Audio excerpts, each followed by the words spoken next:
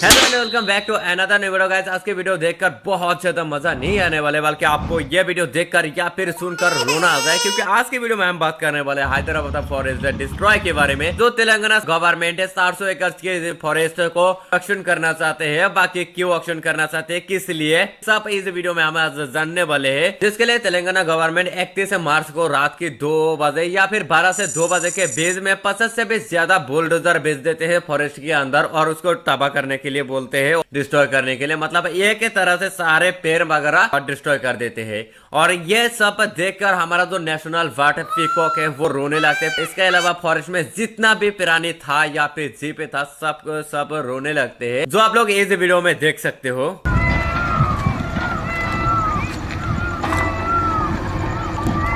जिस तरह से पेड़ काटा जा रहा है, इस तरह से अगर पेड़ काटते रहते हैं तो सामने बार हमारा इंडिया में गर्मी शायद 60 डिग्री चला जाए और हमारा मौत आ जाए, यही होने वाले वक्त। और जो तेलंगाना गवर्नमेंट ने यह यूनिवर्सिटी के फॉरेस्ट ऑक्शन करना चाहते हैं, इसके ऊपर क्या हमारा पीएम एक्शन लिया या फिर नहीं लिया, सब इस वीडियो में हम जानने वाले। बाकी आज की वीडियो की शॉर्ट आउट जाते हैं अवी एंड न्यू को, जिसका चैनल का लिंक आपको डिस्क्रिप्शन में मिल जाएगा।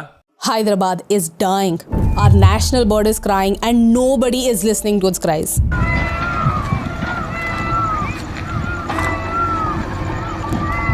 ये वीडियो देखने के बाद मुझे रोना आ गया। मुझसे पूरा वीडियो देखा भी नहीं गया। हैदराबाद यूनिवर्सिटी की 400 एकड़ की जमीन तेलंगाना गवर्नमेंट ऑक्शन करना चाहती है। वो उस एरिया को तेलंगाना गवर्नमेंट हैदराबाद यूनिवर्सिटी की 400 एकड़ जमीन को ऑक्शन करना चाहते हैं। लेकिन सच बात हो तो मुझे एकर्स के बारे में पता ही नहीं, एकर्स एक्चुअली है क्या। देखो हमारा यहाँ पे जो जमीन नापा जाता है वो बीघा में नापा जाता है। आप लोग मुझे कॉमेंट में बताना कि कितना बीघा में 1 एकड़ होते हैं या फिर कितना एकड़ में 1 बीघा। लेकिन मुझे इसके बारे में थोड़ा एकड़ से क्या होते हैं मुझे पता नहीं। वो एक आईटी पार्क के लिए यूज करना चाहती है। मुझे पता है ये वीडियो हमारे बाकी वीडियोस जैसे बिल्कुल नहीं है, इसमें कोई मसाला नहीं है, तो 99% लोग इसे स्किप करेंगे। लेकिन अगर आप उन 1% में से हैं जिन्हें देश की परवाह है, और देश की ही क्यों पूरी दुनिया की परवाह है, तो इस वीडियो को एंड तक देखिए।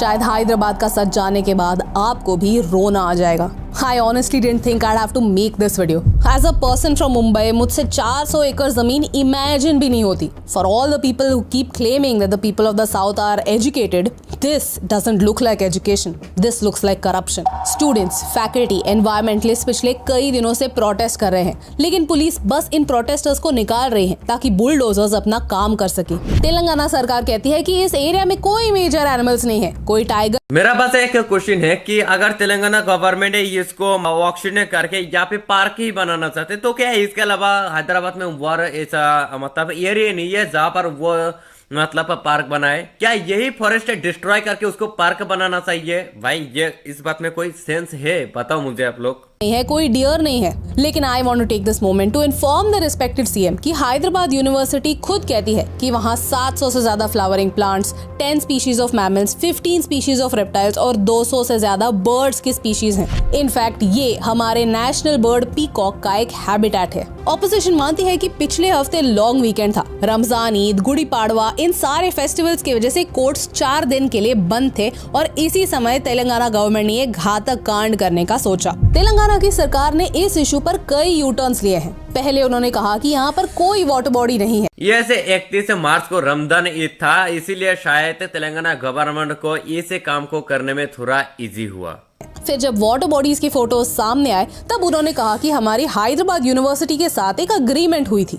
हैदराबाद यूनिवर्सिटी ने खुद ऑन रिकॉर्ड आके कहा कि हमारा सरकार के साथ कोई अग्रीमेंट नहीं है। गवर्नमेंट ने यहाँ कोई सर्वे नहीं किया, उन्होंने सिर्फ टोपोग्राफी को इंस्पेक्ट किया। इस इमेज में आप क्लियरली देख सकते हैं कि कितना डिस्ट्रक्शन गवर्नमेंट ऑलरेडी कर चुकी है। हाई कोर्ट ने ऑर्डर भी दिया कि आप अपना काम रोक दीजिए, लेकिन गवर्नमेंट फिर भी रुक नहीं रही है। पेड़ अभी भी कट रहे हैं। कुछ लोग कहते हैं कि ये लैंड तेलंगाना गवर्नमेंट का है, जिसे उन्होंने एक लंबे लीगल बैटल के बाद वापस ले लिया है। So I started reading up about it. 1970s में तेलंगाना एजिटेशन चल रहा था और पीस नेगोशिएशन के लिए प्राइम मिनिस्टर इंदिरा गांधी ने लोकल लीडर्स के साथ नेगोशिएट किया और उस समय की आंध्र प्रदेश गवर्नमेंट ने एक ऑर्डर पास किया to allocate 2300 acres to the Hyderabad university For some reasons known best to the people at that time, ये लैंड ऑफिशियली हैदराबाद यूनिवर्सिटी के नाम नहीं की गई। So to speak, ये लैंड गवर्नमेंट की है, यूनिवर्सिटी की नहीं। 2004 में यही 400 एकड़ IMG भारता को एलोकेट किए थे to build a sports complex with the idea that this was a subsidiary of a US based company. लेकिन 2005 में पता चला कि ये कंपनी फ्रॉड है, उनका US कंपनी से कोई लेना देना नहीं और ये लैंड कोर्ट केस में अटक गया। अब 2024 में हाई कोर्ट ने कहा कि जो लैंड IMG भारत को एलोकेट किया है वो इलीगल है and the land belongs to the state government. Land state government का है क्या इसका ये मतलब है कि वहाँ का जंगल नष्ट करके एक कॉन्क्रीट जंगल बनाया जाए? Like how does this make sense? I just cannot understand कि हमारे देश के पॉलिटिशियंस और बाबू लोग कितने बिके हुए हैं। उन्हें भारत के शहरों को यूरोप के हमारे देश के बाबू लोग को बस पैसा के लिए, मतलब पैसा के लिए वो लोग सब कुछ कर सकते हैं। चाहे किसी को मर्डर करना हो या फिर किसी का फॉरेस्ट एकदम से ऑक्शन करना, उसको डिस्ट्रॉय करना हो, शायद दुनिया खत्म हो जाए लेकिन उसको पैसा चाहिए। देखो हमारा पॉलिटिशियन या फिर बाबू लोगों को इससे क्या फर्क पड़ते है। वो लोग अगर 5 साल रहेगा या फिर 10 साल रहेगा, इसका बाद तो वो लोग को चला जाएगा तो दूसरा बाबू आ जाएगी, उसको संभालना पड़ेगा सब कुछ। लेकिन ये बाबू तो चला जाएगा, ये शायद बहुत पैसा वगैरह कमा के दूसरा देश में चला जाएगा, दुबई वगैरह यहाँ पे चला जाएगा। उसको तो इस देश के बारे में कोई फर्क ही नहीं पड़ता कि ये देश से जाए बाहर में, लेकिन मुझे बस पैसा चाहिए, ठीक है। शहरों जैसे बनाना है, लेकिन उन्हें यूरोप की सिर्फ ग्लास बिल्डिंग्स ही दिखती हैं, which are an absolute misfit for a hot country like India। उन्हें वहाँ की अच्छी सड़कें, proper footpaths, greenery, parks, national parks, ये सारी चीजें कभी नहीं दिखती। ये सिलेक्टिव ब्लाइंडनेस क्यों? भारत दुनिया के टॉप 5 देशों में है which is vulnerable to climate change. हमारे यहाँ हर साल हीट वेव आता है, हर मानसून में शहर फ्लड हो जाते हैं। क्या पॉलिटिशियंस को इनसे कोई फर्क नहीं पड़ता? क्या सारे लोग अंधे हैं और उन्हें वोट देने वाले भी उतने ही अंधे कि उन्हें कुछ नहीं दिखता? क्या उनके सारे लोग एग्जेम्प्ट है या उनके पास कोई स्पेशल कवर है कि वो इन सारे प्रॉब्लम से प्रोटेक्टेड रहेंगे? अगर ऐसा कोई कवर है तो भाई हमें भी दे दो। आई डोंट अंडरस्टैंड कि एक IT पार्क एक हिल पर बनाने की क्या जरूरत है। I have not been to many places in Telangana, so I genuinely have a question. Is there no other place in Telangana to build an IT park? क्या फॉरेस्ट कट करना एकमात्र उपाय है? क्या IT पार्क वहीं पे आना आवश्यक है? I just don't understand. Yes, मैं इसी के ऊपर बात कर रहा था कि क्या वो जो IT पार्क बनाने वाले हैं वो पार्क वहाँ पे ही होना जरूरी है क्या? उसके अलावा दूसरे जगह पे वो पार्क हो नहीं सकते क्या? क्यों नहीं हो सकते हैं? इसके बारे में मुझे बताओ आप लोगों को कि IT पार्क दूसरी जगह पर क्यों नहीं हो सकते, उसी जगह पर क्यों बनाना है? और अगर बनाना है ये तो इतना ज्यादा बर्बाद करके काट के क्यों बनाना है भाई? दूसरी जगह में बहुत ऐसे खाली जगह है, वहां पर बना लो आपका ना पार्क। नहीं, तुमको यही तोड़कर IT पार्क बनाना है। वाह क्या बात है। ये वीडियोस देखिए, ट्रक्स रात के 2-3 बजे जाके फॉलन लॉग्स कलेक्ट कर रहे हैं। इतनी रात गए, इतनी एक्टिविटी होना क्या आपको सस्पिशियस नहीं लगता? कौन है ये लोग जिन्हें इतने लॉग्स की आवश्यकता है? क्या गवर्नमेंट सीक्रेटली कोई फर्नीचर बिजनेस कर रहा है कि उन्हें इतने लॉग्स और इतने वुड की जरूरत है? या फिर ये लॉग्स कहीं इलीगली स्मगल होने वाले हैं? What's the damn hurry? And my second question, not just from this issue but to everyone in India, why are our land records in such a mess? घोसला का घोसला ये मूवी आप कभी देखिए।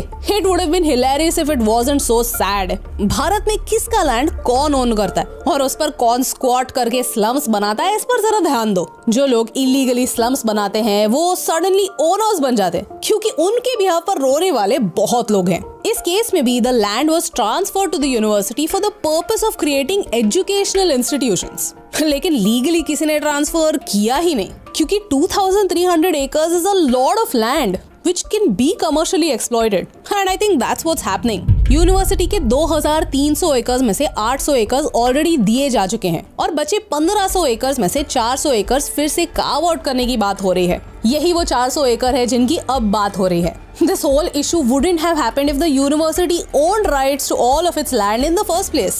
हमें जरूरत प्रॉब्लम्स की नहीं सोल्यूशन की है। इसलिए पिछले 4 सालों से हम शुभजीत सर के साथ मिशन मैंगो कर रहे हैं, जहां हम लोगों से मैंगो सीड्स कलेक्ट करते हैं, उनसे प्लांट्स जर्मिनेट करते हैं, ग्रो करते हैं और बिलो पॉवर्टी लाइन फार्मर्स को हम डोनेट करते हैं। और पिछले 4 सालों में हमने 1,60,000 पेड़ लगाए हैं। भारत में कितने पेड़ कटते हैं ये हमारे हाथ में नहीं है, लेकिन कुछ पेड़ लगाकर इतना तो हम कर ही सकते हैं। अगर आप भी इस साल मिशन मैंगो का हिस्सा बनना चाहते हैं, शुभजीत सर की मदद करना चाहते हैं, तो इस एड्रेस पर अपनी आम की गुठलियां भेजना स्टार्ट कीजिए। हमारे इंस्टाग्राम पर पूरे डिटेल्स आप देख सकते हैं। ये नंबर निराशा। अभी जो कुछ बातें किया गया है, हालांकि वो इस वीडियो की टॉपिक नहीं है, वो अदर किसी वीडियो की टॉपिक है, लेकिन इस वीडियो में बात किया गया है और मैं इस क्लिप को इसीलिए स्किप नहीं किया क्योंकि देखो हमारे लिए पेड़ लगाना बहुत जरूरी है और मैं चाहता हूँ कि आप लोग भी पेड़ लगाओ। और हाँ, अगर तुम लोग मेरा इस चैनल पे हेकाइटो चैनल पे जितना भी लोग सब्सक्राइब करोगे, मैं उन सभी का नाम पे एक एक करके पेड़ लगाऊंगा। देखो हालांकि मेरा इस चैनल पे अभी 3 सारी सब्सक्राइब है, लेकिन अगर तुम लोग मेरा इस चैनल पे चाहे 1 मिलियन हो, 2 मिलियन हो, 10 मिलियन हो या फिर 20 मिलियन हो, जितना भी लोग सब्सक्राइब करोगे मैं उन सभी के नाम पे एक एक करके पेड़ लगाऊंगा। ये मेरा वादा रहा मेरा इस 3 नंबर वीडियो पर। चाहे मेरा ये वीडियो आप लोग 10 साल बाद क्यों आके ना देखो, मेरा ये वादा रहेगा और आप लोग जितना भी लोग मुझे सब्सक्राइब करोगे उन सभी का नाम पे मैं एक एक करके पेड़ लगाऊंगा। आप लोग जल्दी से चैनल को सब्सक्राइब करो और वीडियो को ज्यादा से ज्यादा शेयर करो ताकि उन लोग भी सब्सक्राइब करें और मैं ज्यादा से ज्यादा पेड़ लगा पाऊं। के सागर में बस एक बूंद है, मुझे पता है, लेकिन फिर भी मैं चाहूंगी कि और लोग ऐसे प्रोजेक्ट्स शुरू करें ताकि उन्हें पता चले कि एक पेड़ को जर्मिनेट करने में, उसे ग्रो करने में कितनी एफर्ट लगती है, कितना मेहनत लगता है, so that when they know how hard it is to grow a tree they will think twice और 10 टाइम्स बिफोर कट। देखो ये बात तो मानना पड़ेगा कि एक पेड़ को ग्रो करने में कितना मेहनत करते हैं। एक पेड़ को, मेरा हिसाब से एक पेड़ को ग्रो करना मतलब एक संतान को पाल पोस के, उसको छोटा से पाल पोस के बड़ा बनाना, इतना मेहनती एक पेड़ में लगते। क्योंकि ये बात मुझे पता है, मेरा घर में जो गार्डन है, मेरा घर में जितना भी फूल का पौधा है, मैं हर दिन उसको देखभाल करता हूँ, मैं पानी वगैरह देता हूँ। बहुत मेहनत लगती है भाई, इतना आसान नहीं होते। अगर इतना आसान होता तो हर किसी के घर में गार्डन हो जाता, ठीक है? इतना आसान नहीं होते भाई। अ ट्री, एक पेड़ काट दिया और 10 सैपलिंग्स लगाए, दिस डजंट मेक सेंस। ये सच है। In conclusion I just want to say कि we can't eat money, we can't breathe money, we can't take money with us when we die. ये हम कब समझेंगे? हर एक डिसीजन को सिर्फ और सिर्फ मॉनेटरी पर्सपेक्टिव से ही देखा जाता है और इसीलिए शायद हमारे शहर आज इतने ब्रोकन हैं, क्योंकि सारे पॉलिटिशियंस और बाबू लोगों को लगता है कि फॉरेस्ट अपने आप बन जाएंगे, हवा अपने आप साफ हो जाएगी और पानी के बारे में तो ना ही बोले तो अच्छा है। द बिगेस्ट इशू इज सबको सिर्फ और सिर्फ पैसा बनाना है विदाउट रियलाइजिंग कि हम ह्यूमंस कुछ नहीं है। जब नेचर अपना गुस्सा दिखाती है तब कोई नहीं बचता, चाहे वो फ्लड्स हो, ड्रॉट्स हो, हीट वेव हो, अर्थक्वेक हो। हम नेचर के सामने कुछ नहीं है, नेचर के सामने हमारी कोई औकात नहीं है। हमें ये समझना ही होगा कि ये दुनिया सिर्फ हमारी ही नहीं है, सारे प्राणी पक्षियों का भी घर है। जो इंसान इनकी चीखें नहीं सुन सकता, इनके आंसू नहीं देख सकता, वो इंसान नहीं है। पिछली जनरेशन से होप करके कोई फायदा नहीं है। ग्रीड ने उनकी आंखों पर पट्टी बांधी है जिससे हमारा कल आने वाला विनाश वो आज नहीं देख सकते। अगर भारत को कोई होप है तो वो हमारी अगली जनरेशन से है, जो मैच्योरिटी से समझ पाए कि वसुदेव कुटुंबकम का असली मीनिंग क्या है। मुझे पता है कि 99% लोग इस वीडियो को एंड तक नहीं देखेंगे और जो देखेंगे वो शायद समझ नहीं पाएंगे, लेकिन अगर आप उस 1% में से है जो दुनिया का दर्द समझ सकते हैं तो इस वीडियो को शेयर कीजिए।